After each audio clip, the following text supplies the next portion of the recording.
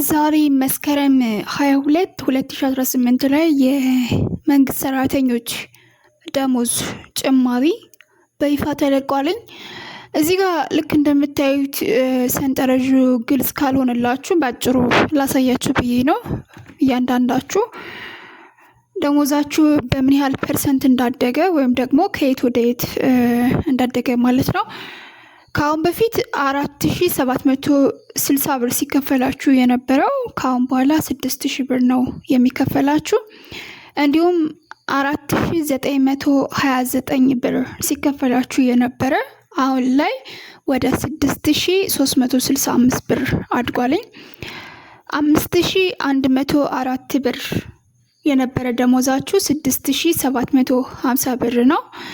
እንዲሁም 5283 ብር የነበረ 7159 ብር 5659 ብር የነበረ መነሻ ደሞዛችሁ አሁን በአዲሱ 7734 ብር ነው። እንዲሁም 6058 ብር ሲከፈላችሁ የነበረ ወደ 8029 ብር አድጓል። 6485 ብር የነበረ ወደ 8478 ብር ከፍ ብሏል። እንዲሁም 6940 ብር የነበረ ወደ 11500 ብር ጨምሯል ማለት ነው። 7420 ብር የነበረ ወደ 12566 ብር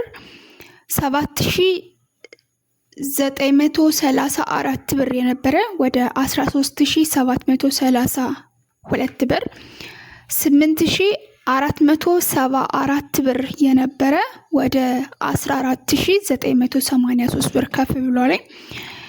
9047 ብር ሲከፈላችሁ የነበረ ካሁን በኋላ 16348 ብር ነው።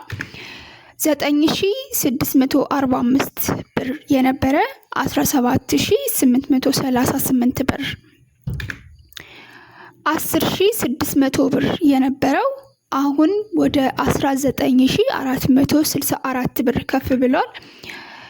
መነሻ ደሞዛችሁ ወይም ደግሞ ነባር ደሞዛችሁ 11634 ብር የነበረ አሁን በአዲሱ 21238 ብር ነው። 12765 ብር የነበረ በአዲሱ 23173 ብር ነው የሚከፈላችሁ። አሁንም ነባር 13998 ብር የነበረ በአዲሱ ወይም ደግሞ ከደሞዝ ጭማሪ በኋላ 25285 ብር ነው። 15340 ብር የነበረ 27589 ብር 16738 ብር ወደ 30086 ብር ከፍ ብሏል። 18226 ብር የነበረው በአዲሱ 32809 ብር 19820 ብር የነበረ 35778 ብር 21000 የነበረ 21491 ብር የነበረ 39000 ብር። ስለዚህ ከፍተኛው 21491 ብር የነበረው ወደ 39000 ብር ከፍ ብሎላችኋል።